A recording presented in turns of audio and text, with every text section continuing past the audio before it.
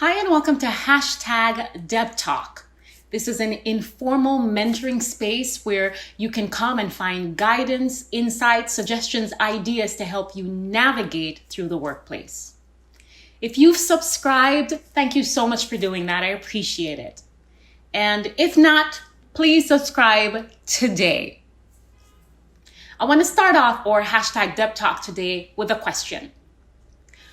What do you think would happen if you were to eat a large container of carrots every day for like the next month or two?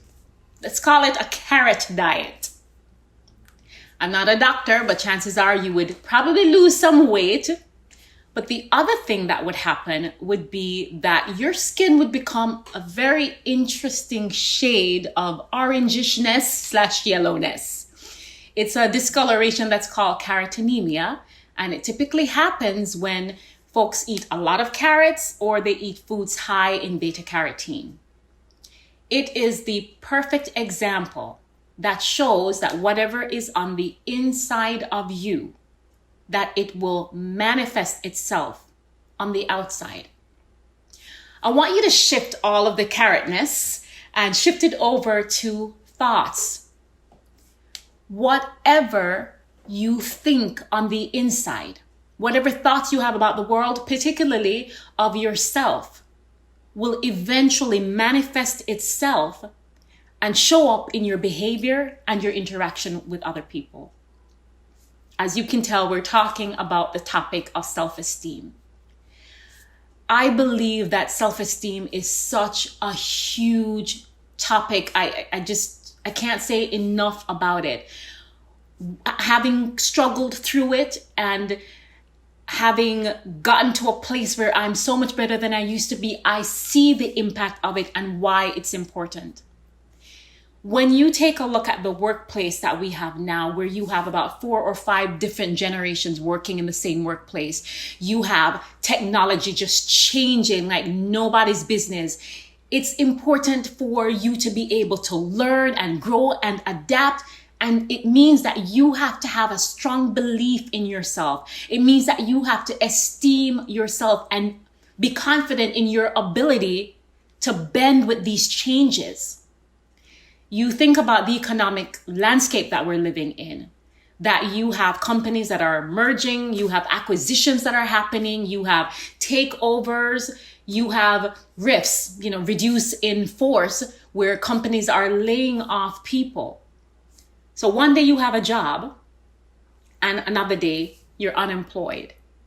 You have a situation where perhaps you were on a team of people and you were the boss. And then the next day you were reporting to one of your direct reports, or vice versa.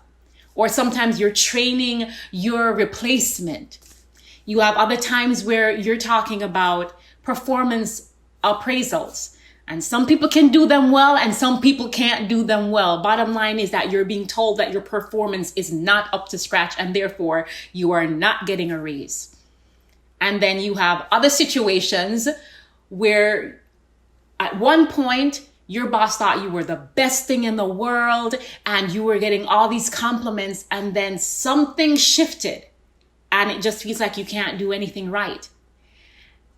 All of that stuff can shake you. It can shake you mentally, emotionally. And if you don't have that belief in yourself, if you don't have that self-esteem, where you esteem yourself, where you understand who you are and you value yourself and it's not based on anything external, then it's a struggle being in the workplace. And that is why I believe that this is such an important, just a vital topic. As we dive into this, I want us to start off with a solid and comprehensive definition of self-esteem. I'm going to be using the definition that I found in a book called The 6 Pillars of Self-Esteem, and it was written by Dr. Nathaniel Branden. He was a psychotherapist who did a lot of work when it comes on to the psychology of self-esteem. He was writing and talking about this topic at a time when very few people were, back in the 1950s, and it earned him the title, the father of self-esteem.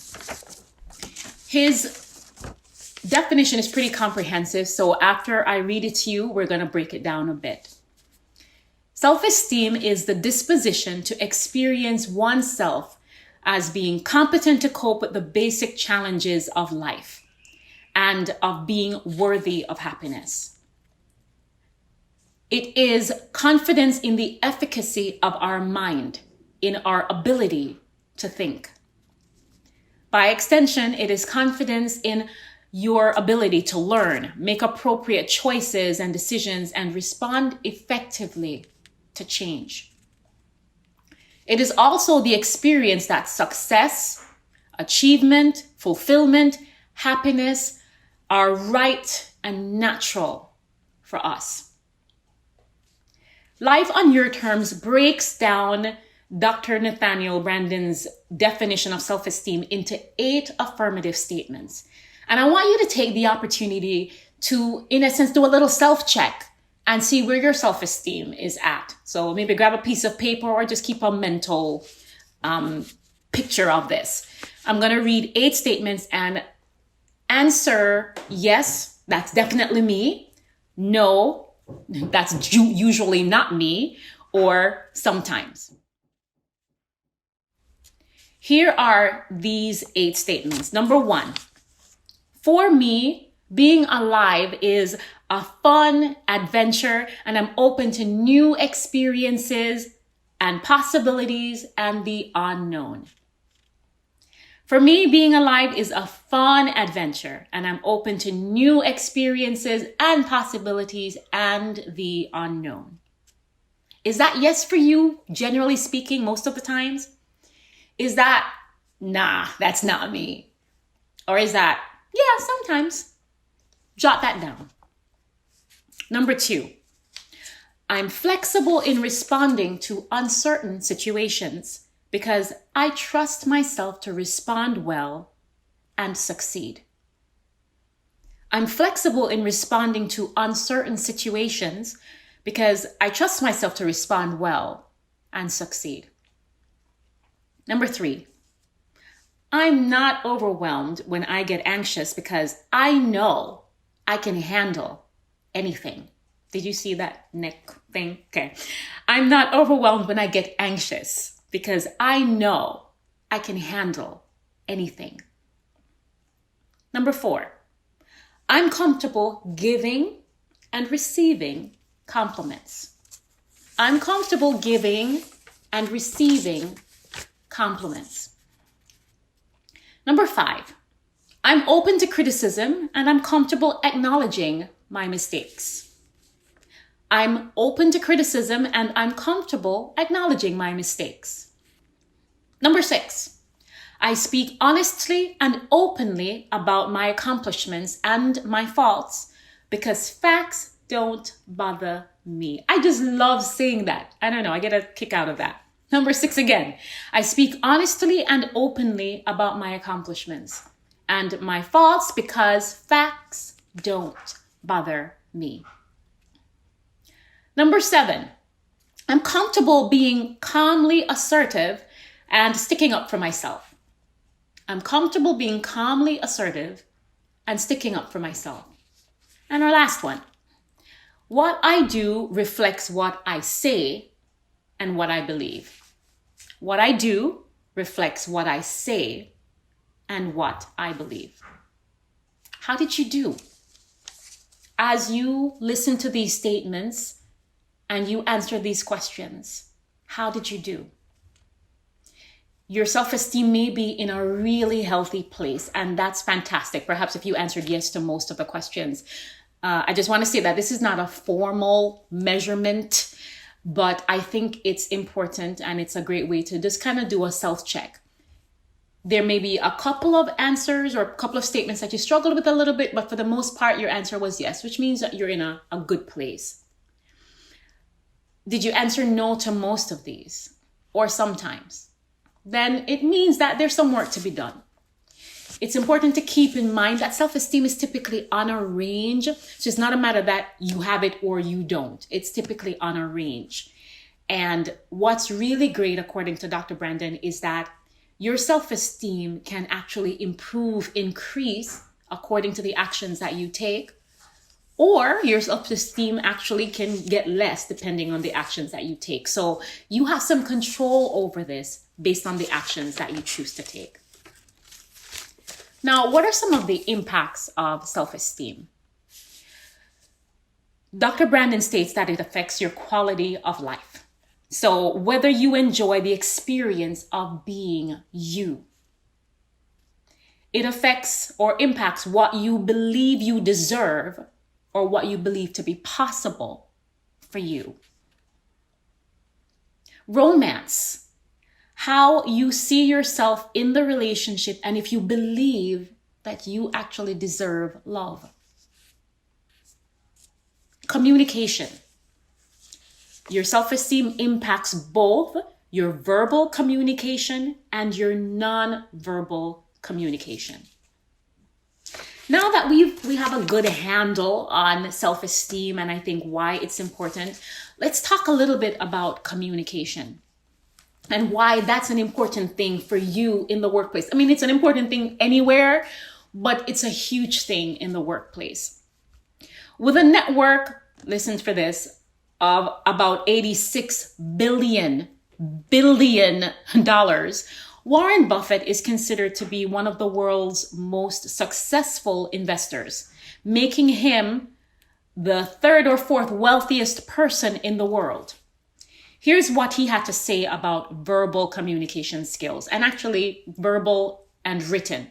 He says, the one easy way to become worth 50% more than you are now, at least, is to hone your communication skills, both written and verbal.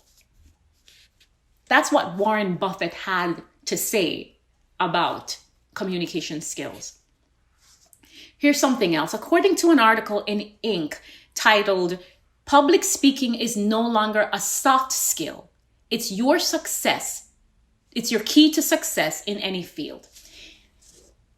Again, they're stating that public speaking is no longer a soft skill. It's a hard skill. Here's the story. So you have this writer, his name is Carmine Gallo, and he explains that while he was conducting research for his book called 5 Star on just persuasion, that he interviewed this entrepreneur from Y Combinator. And this is an investment firm. They're behind startups such as Airbnb and Reddit. And he asks this entrepreneur, let's talk about a soft skill like storytelling. And here's what the entrepreneur responded. Soft? If an entrepreneur can't tell a convincing story, I'm not investing. You call it soft, I call it fundamental. Now, this entrepreneur was talking about entrepreneurs, but it obviously applies to you and to me. You're called to communicate at work all the time. You're asked to share ideas with your manager, with your team. You're called to share sometimes with upper management or with your internal and external stakeholders. You're called to talk about maybe research or data or the statistics or the numbers and make them make sense. So your ability as a communicator is vital to you being able to advance in the workplace. So hopefully I've made a case for why communication is important. So let's pull these two things together and talk about, per Dr. Branden's book, how the level of your self-esteem actually impacts your ability as a verbal communicator. Number one, it impacts whether or not you speak with ease about accomplishments and faults. Whether you speak with ease about accomplishments and faults.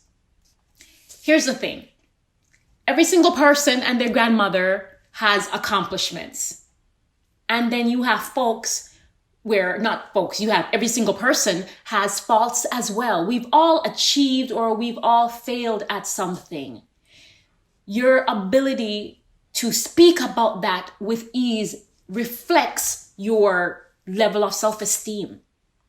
And in essence, what we're talking about is authenticity. We're talking about being real. Brene Brown, I want to read this quote to you in her book called The Gifts of Imperfections, states that authenticity is the antidote to shame. She defines it as a collection of choices that we have to make every day. It's about the choice to show up and be real, the choice to be honest, the choice to let our true selves be seen. The truth is, a lot of people can sense when someone is fake, and it actually makes folks uncomfortable. So if you build your self-esteem, it's going to impact your comfort with just being real about, hey, I've achieved stuff, and hey, I failed at stuff. It's something that you need to know, even if whether you're an employee or a manager. As a manager, you can't talk to your team members and tell them that, oh, I was successful in everything. I never failed at anything. How are you going to encourage and inspire them? And number one, that's just simply not true. So it's important to have a steady self-esteem so that you can be real with people. Another article in LinkedIn, which is one of the largest platforms when it comes down to just professional platforms, talks about authentic public speaking, why being real makes all the difference. And it shares some of the impacts of a person who is real when they're speaking to people. It says it's more relaxing and engaging to be with a speaker who is able to show more of themselves and connect with the audience. The audience is more willing to trust and engage with the speaker as a person and be more open to his or her message. Please don't make the mistake of thinking, when I say the word speaker, of just someone on a stage with a mic. No, you are called to be a communicator in the workplace. You have to speak to folks all the time. So it's not just referring to people who have a large stage. It's referring to you. It's referring to me. Number 2, the impact, or rather the level of your self-esteem impacts whether you speak to be heard or you mumble a lot or speak so softly that nobody can hear what you're talking about. You get what I mean? When your self-esteem is intact, you're going to speak in a way because you want to be heard. You want your message to go out there. But if your self-esteem is struggling, then you're not going to do that. And I remember earlier on when I was really struggling with my self-esteem, just being a part of meetings and being in this room, this large table with these large black chairs and just different people around the table. And they knew their stuff and they were speaking and they were confident and assured and they were asserting their voices and all that good stuff. And there's nothing wrong with that. But I felt intimidated. I felt like, what on earth am I doing here? Like I felt like I didn't belong. And there were those times that I would venture out and I would say something and folks kept on saying, hey, Deborah, we can't hear you, or speak up. I would say that I'm pretty even keeled. So in general, I wouldn't consider myself to be a loud talker unless I'm really, really excited about something. But to be honest with you, I didn't speak up. And I understand that now looking back because I didn't think I had anything of worth to say. I didn't think that my contribution was important or made a difference one way or the other. And the thing is, if you don't value what you have to say, if you don't think it's important, how on earth are you going to expect that anybody else is going to think it's important? Your valuing of what you have to say has to start with you. The third impact that the level of your self-esteem has on your verbal communication skill is your ability to assert your opinion. Your ability to assert your opinion. Let's define assert. It's state with assurance and with confidence, state strongly or positively, affirm. When I say assertive, I am not talking about just being loud and obnoxious. I'm not talking about overpowering people in the room. I'm not talking about you having to drag other people down so that you can share your opinion. That's not what I'm talking about. And in fact, if you have to do that, you need to check yourself. And if you're in an environment that forces you to do that, that's not a healthy environment. So asserting is being able to speak positively and confidently, whatever your opinion is. And when your self-esteem is not where it should be, that becomes a struggle. It's a struggle for both men and women, but women, we have some issues when it comes on to this. I want to share some research with you. According to Dove's 2016 Global Beauty and Confidence Report, women and girls struggle with asserting their opinion when they don't feel confident about their bodies.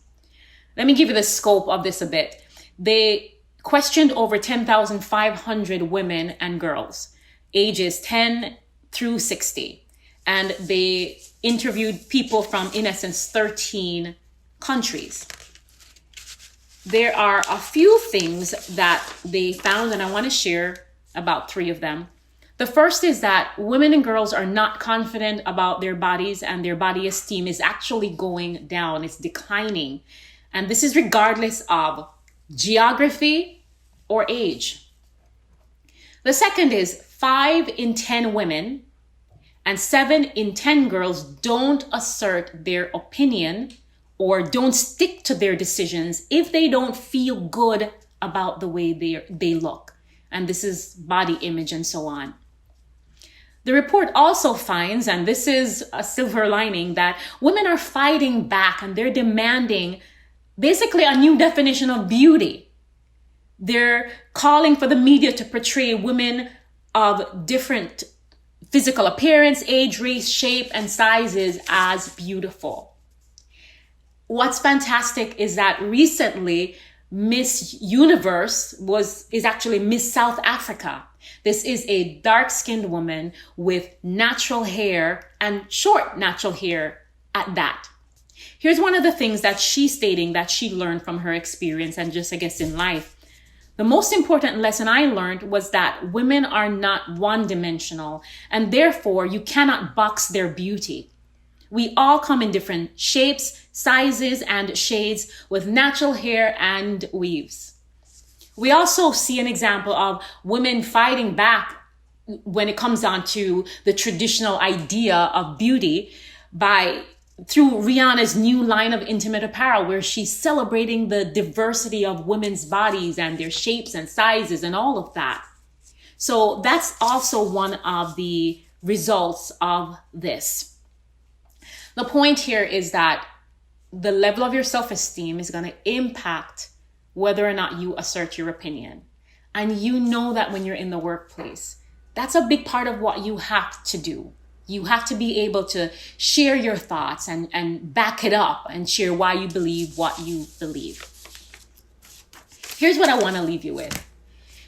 There's a biblical phrase, and it's a powerful one, and it says, as a person thinks in their heart, as a man or as a woman thinks in his or her heart, so is he.